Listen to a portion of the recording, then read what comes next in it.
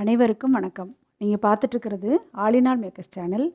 இன்றைக்கி நான் உங்களுக்கு செஞ்சு காமிக்க போகிறது ஆலு பரோட்டா. அதுக்கு தேவையான பொருட்கள் என்னென்ன அப்படின்ட்டு பார்ப்போம். 3 உருளைக்கிழங்கு 5 விசில் விட்டு இந்த மாதிரி தோலெல்லாம் உரிச்சிட்டு மசிச்சு வச்சுருக்கேன். 4 கப்பு கோதுமை மாவு எடுத்திருக்கேன். இதை இந்த சப்பாத்தி மாவு பதத்துக்கு பிசைஞ்சு எடுத்திருக்கேன். இது எப்படி தயார் பண்ணணுங்கிற வீடியோ கீழே லிங்க்கில் கொடுக்குறேன், நீங்கள் பார்த்துக்கலாம். 3 பச்சை மிளகா, 1 துண்டு இஞ்சி இந்த மாதிரி நான் பொடி பண்ணி எடுத்திருக்கேன். 2 பெரிய வெங்காயம் எடுத்து இந்த மாதிரி ரொம்ப பொடியாக நம்ம கட் பண்ணிக்கணும்.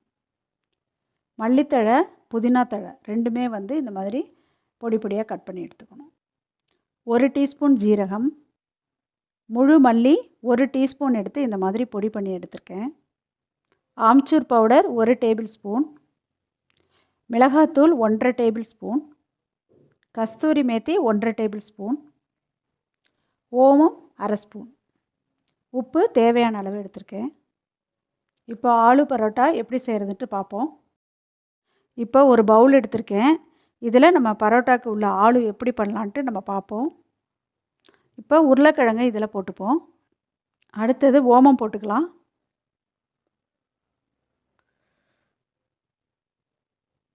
ஜீரகம் பொடி பண்ணியிருக்கேன், அதையும் போட்டுப்போம். மிளகாத்தூள், முழு மல்லி, ஆம்ச்சூர் பவுடரும் போட்டுப்போம்.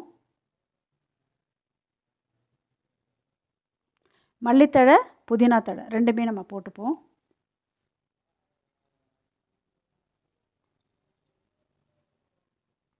அடுத்தது கஸ்தூரி மேத்தி இதோட சேர்த்துப்போம்.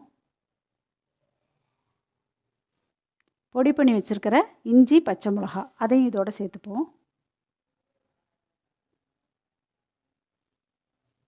இப்போ இதை நல்லா கலந்து ரெடி பண்ணிக்குவோம். நம்ம தேவையான அளவு உப்பு போட்டுக்கலாம்.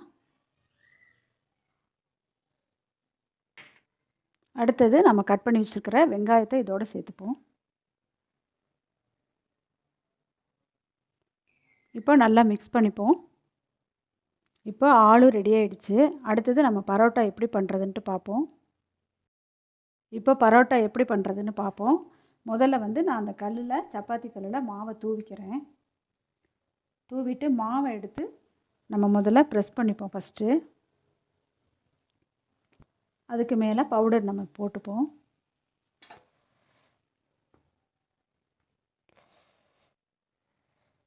இந்த மாதிரி நம்ம 2 கட்டை விரலையும் வச்சுட்டு ப்ரெஸ் பண்ணி இந்த மாதிரி ரவுண்ட் பண்ணிக்கணும்.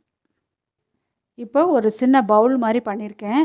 இதில் நாம் நம்ம தயார் பண்ணி வச்சுருக்கிற ஆலு ஸ்டஃப்பை இதில் நம்ம சேர்த்துப்போம். இப்போ இதை நம்ம சீல் பண்ணிப்போம். இப்போ நல்லா சீல் பண்ணிட்டேன். இதை நம்ம சப்பாத்தி மாதிரி தேய்ச்சி எடுத்துப்போம். இப்போ சப்பாத்தி மாதிரி நான் தேய்ச்சி எடுத்துட்டேன். இந்த மாதிரி மெல்லிஸில் நாம் இப்போ தேய்ச்சி எடுத்துக்கணும். அடுத்தது தோசைக்கல்ல நம்ம போட்டு எடுத்துப்போம். இதை இப்போ போட்டுப்போம். போட்டுட்டு நம்ம ஹை ஃப்ளேமில் வச்சுருவோம்.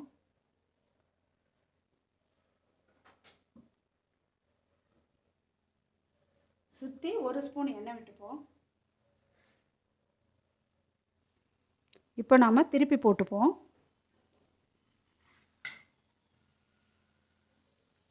இப்போ நாம் எடுத்துப்போம். இப்போ அருமையான டேஸ்டான ஆலு பரோட்டா ரெடி ஆகிடுச்சு.